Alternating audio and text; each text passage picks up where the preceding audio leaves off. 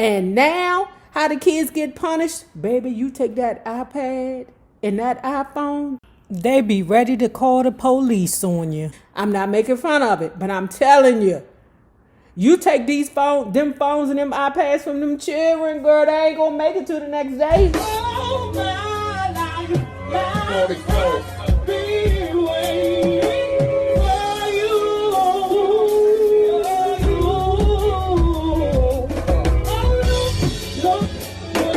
No, how you do.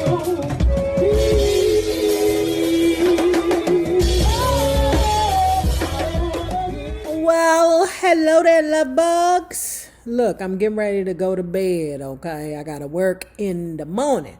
But I decided to do some reading before I closed my eyes tonight, okay? Always thinking about you. Well, hello there, love bugs. Hello there, bellas. If you have not already done so, please remember to like, share, subscribe, and tip your favorite narrator via Cash App at $NayRob on YouTube.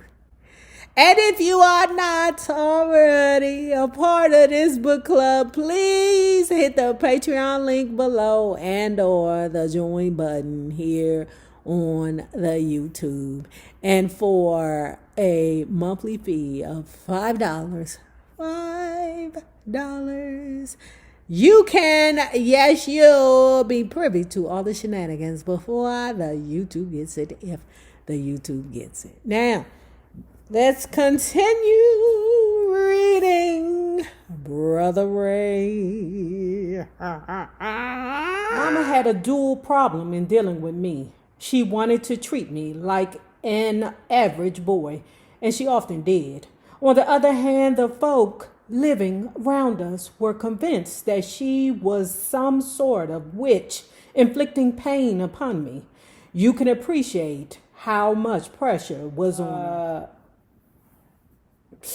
She's just trying to make her baby strong, even though at the time it's probably considered abuse. When I look back at all the shit my mama made me do, child, I was washing the household clothes at the laundromat 3-4 blocks away by myself at 15 years old, and dragging my little sister with me. Mama had no coaching from anybody, no professional or educated advice.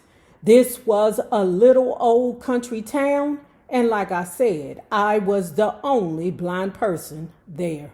What's more, in those days, the attitude was that the blind were helpless. No one expected them to do anything but be led around.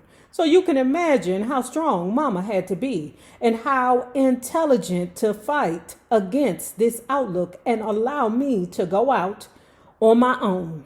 And she did all this even with the other folks looking down on her. Not only did she make me help around the house, she made certain that I did the job right. One day, for instance, she told me to scrub and mop the floor. I thought I might as well get off easy, so I skipped the scrubbing part. I just sloshed some water around the floor and mopped it up. Mama came back and blew a fuse. She was smoking with anger. Made me do the whole thing all over again, from scratch. That hurt. But I do believe I learned something about doing a job right. When you're a child and you're looking at the chores and the situations your parents put you in, man, you be so angry in the moment. But when you get older, you realize and you appreciate how tough your parents made you. Baby, like I told you, recovery is an art form to me. Recovery is a challenge to me.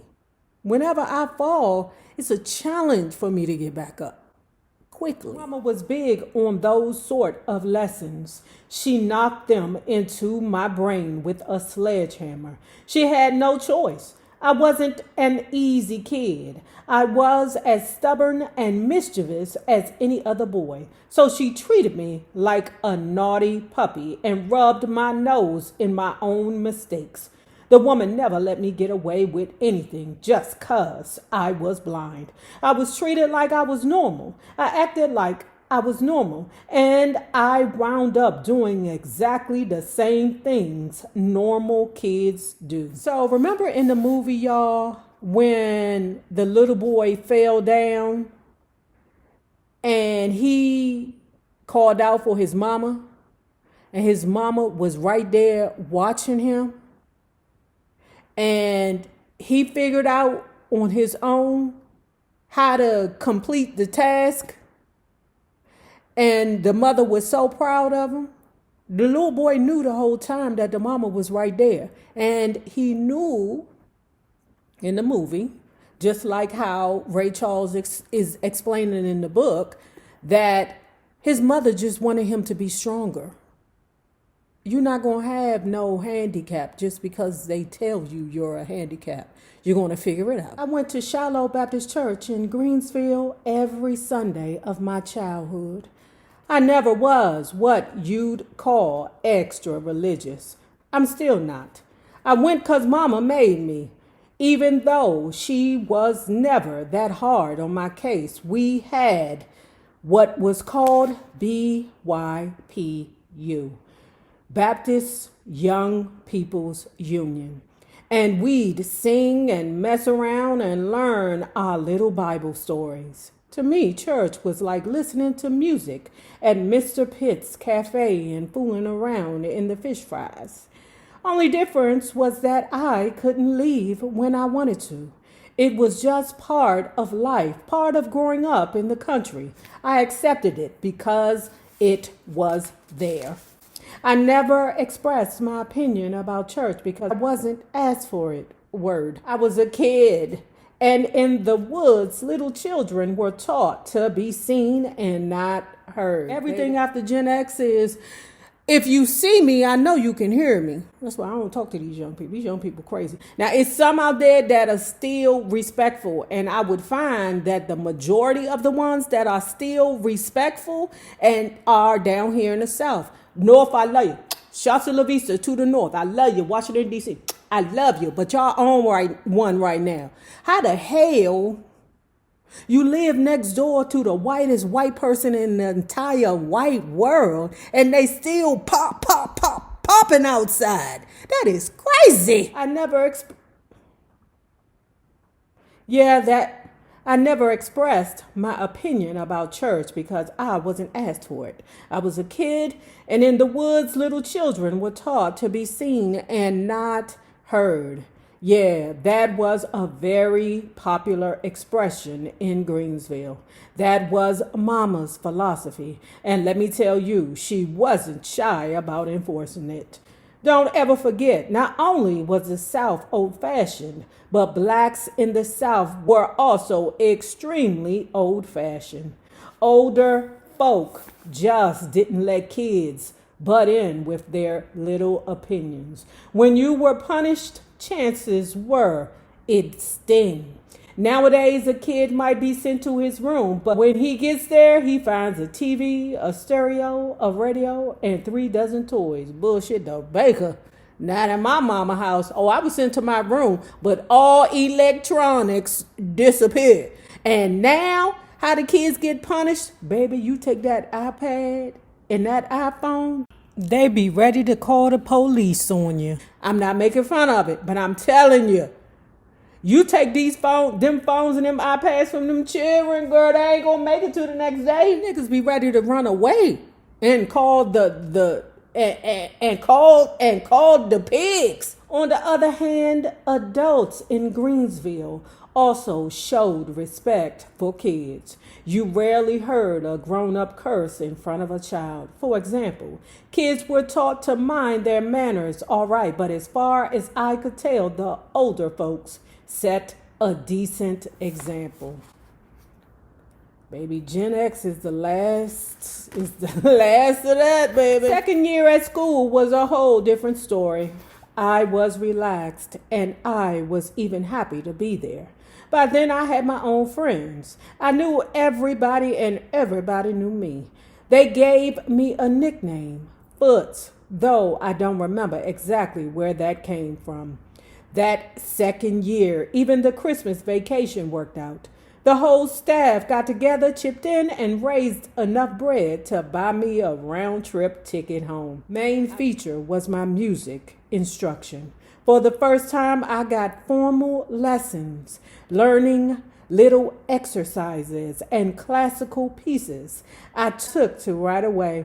One time, though, I was almost kicked out of school for something I did during one of these lessons. My music teacher, Miss Maylard, asked me to play my exercise. For whatever reason, on this particular day, I couldn't get the piece together in my brain, so I flubbed it. You know, there are days when your fingers won't do what they should do. Well, Miss Mallard got mad, real mad. I tried a little bit more, but I still couldn't cut it. Finally, she got so upset she cracked me across my knuckles with a ruler. Man, that sent me reeling. I hauled off and whacked her in the chest. Didn't know what had come over me. Guess I was just reacting to someone messing with my most valuable parts. I knew I needed my hands to play, and I was real sensitive about anyone fooling with them. You could see how important the piano was to me, even at age 8. When I was a kid, I never thought about being famous or rich, but I did think about being great. I wanted to be a great musician, and early on I understood who the great musicians were. I could hear them.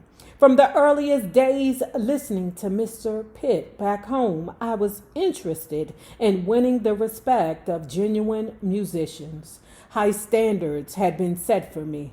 I knew what real blues singing and boogie woogie were all about. I had learned about jazz piano. The older I got, the more keen the competition became. Musically, I was raised during a time of absolutely no compromise. Either you could play your instrument or you couldn't. I wasn't allowed to play boogie woogie or blues in school. It was mainly simple things by Chopin or little waltzes by Strauss. I was hearing what everyone else in America was listening to, the big bands. I learned the Glenn Miller numbers and all the big tunes by Tommy Dorsey, Glenn Gray, and Benny Goodman.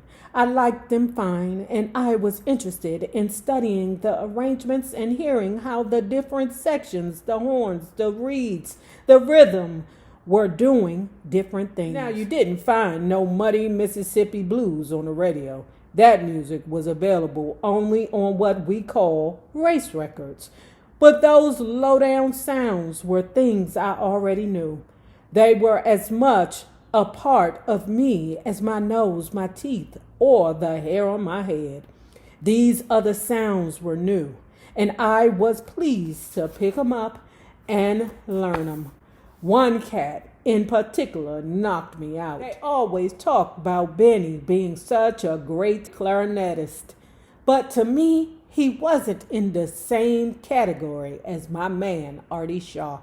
When I heard Artie Shaw do Stardust or something later, Concerto for Clarinet, I flipped. I loved his sweet sound, and I loved his pure tone. It was Artie Shaw who inspired me to take up the clarinet, something I did when I was about 10. And Artie's Gramercy 5 was one of the first small combos which made me sit up and take notice. Over the years, my respect for Art Tatum has grown. There are other pianists I like. I admire Oscar Peterson tremendously. In fact, I love Oscar to his drawers. But Oscar will be the first to tell you that he ain't Tatum. I learned the facts of life at school, somewhere around 11 years old. I think the first time I ever choked a chicken was with a group of boys. Ugh, what? Is that what little boys do, sit around and choke chickens together?